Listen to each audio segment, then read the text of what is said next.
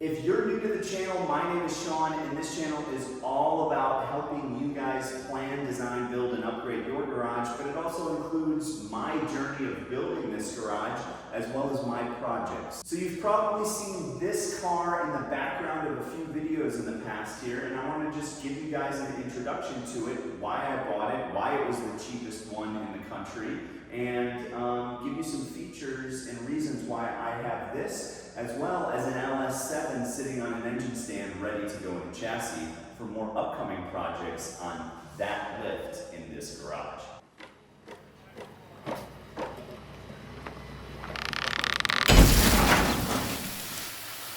So used Model S's might be the biggest bargain out there right now. If you haven't heard, kind of both sides of the political aisle aren't very happy with Elon right now, and so people have been unloading Teslas, whether to get into other electric vehicles or go back to ICE vehicles, but people have been unloading Teslas, and electric cars in general just don't hold their value very well. So this is a 2020 Model S Long Range Plus. So it comes with 400 miles originally of range. It comes with 560 horsepower. It runs an 11 1/4 mile. And for a cost per mile basis to operate, it's somewhere between 4 and 6 cents per mile, depending on where you're charging.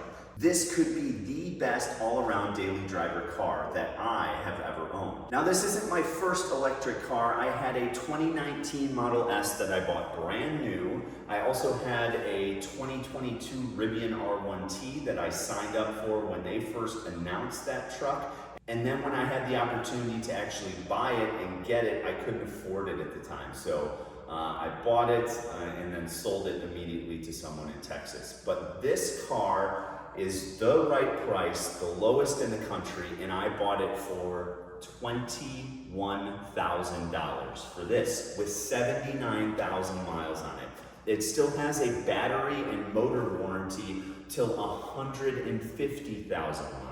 It's fast, it's fun, it's also very much an appliance to get me from point A to point B in comfort and speed and fun. And I still love that choppy V8 thump, and we're still gonna do a bunch of different projects on this lift with V8s, with ICE engines. I don't discriminate when it comes to car enthusiasm. Anything on the spectrum goes, from electric to lowriders to off-roading trucks to dragsters to road course racers. I love it all, and I want to experience it all and take you guys along for the ride. So let's get a walk around of the car. I'll show you some of the features that I absolutely love and also talk you through how I got such a good deal on this 2020 Tesla Model S Long Range Plus with less than 80,000 miles. All right, guys, here it is in all its electrified glory. I know I'm gonna get some hate from some of you for buying an electric vehicle, but really my 2019 was one of the best daily drivers I ever owned, and going up from a 2019 to this 2020 was a huge difference. I bought my 2019 5 years ago for roughly $80,000 and sold it with a few miles on it, probably 20,000 miles on it, for roughly, I think 76 is what I sold it for. So got out of it pretty good with driving it for 20,000 miles in 1 year. But this is a 2020 Tesla Model S Long Range, and it only has 79,000 miles on it. That is huge depreciation over the course of only 4 years compared to when I sold my 2019. It's a model year newer. Yes, it has roughly 60,000 more miles on it, but the motors and the battery are warranted for 150,000 miles or 8 years, which in this case would be 2028, so whichever comes first. It's not without its issues. It's an 80,000 mile car. There's some fading paint on the inside of the wheel well here. It's kind of eaten the inner fender well liner, so we need to get that replaced, which I've already bought, and we'll get into that in another episode. But I think you'd be hard pressed to find another car that's as quick. Again, runs an 11 1/4 mile, 560 horsepower. It basically gets somewhere between 80 and 100 miles per gallon equivalent of electric. It's a 100 kilowatt hour battery pack, and we pay roughly 15 cents per kilowatt hour. And so if you go through 10% of the battery, you've spent about $1.50. And so for my typical daily driving, I spend between $2 and $2.50 round trip.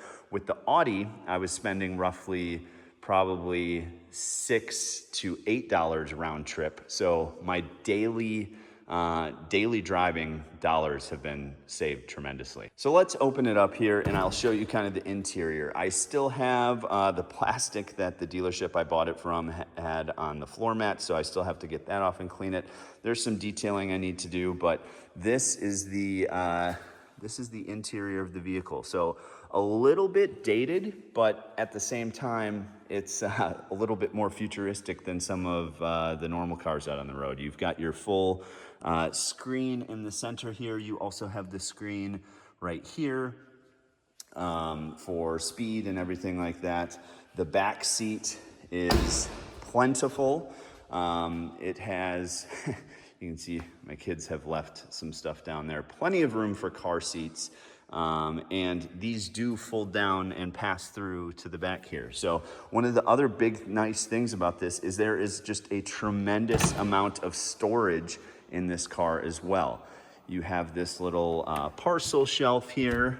Again, the seats fold flat so you can lay some big stuff down. And then you even have this well down here where you can put some additional things. I clearly need to get my vacuum up and running installed, and we will do that in another episode. And that will be going here with the hide-a-hose retractable hose in the wall right here. So just finishing the walk around of the car. And of course, I have to show you the frunk.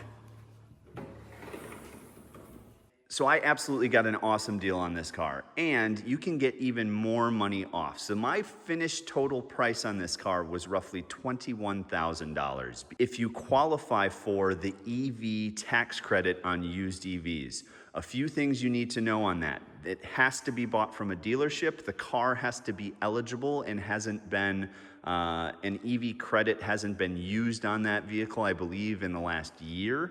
And you have to have the purchase price of $25,000 or less. The dealership can take the credit right away, or you can take it on your taxes, and you also have to qualify for income as well. So I bought this car for $24,999, and the final price on this car will eventually be $20,999 after the tax credit. So incredible deal. Typically, I'm seeing these in the, call it low 30s, so you might not qualify for the tax credit, but even still, with all the performance it offers, I think that's a fantastic deal for a car like this. So the Model S has gone through a lot of changes as it was Tesla's second vehicle after the Roadster. It was released in 2012 and has gone through a number of different changes all the way up to 2020 and 2025 today, where a new model refresh was just updated as well. I will link a video up above taking you through that journey of the Model S and why I chose this 2020 Model S as the year that I wanted to settle on. 2019, 2020, 2021 is really what I was looking for. So I'll do a full comprehensive video up above here of the generations of the Model S and what to look out for if you are looking for a Model S. If you have any questions, please put those down in the comments below. Thank you so much for watching Detached Garage. I can't wait to get this thing on the lift, replace that inner fender well, and also show you some of the things about how to change oil on a Tesla. Yes, you need to do that in the front and rear differential motor housings at, I think it's either roughly 100,000 or 90,000 miles, so that should be coming up quick for this car. Thank you so much for watching. I hope to catch you on the next episode of Detached Garage.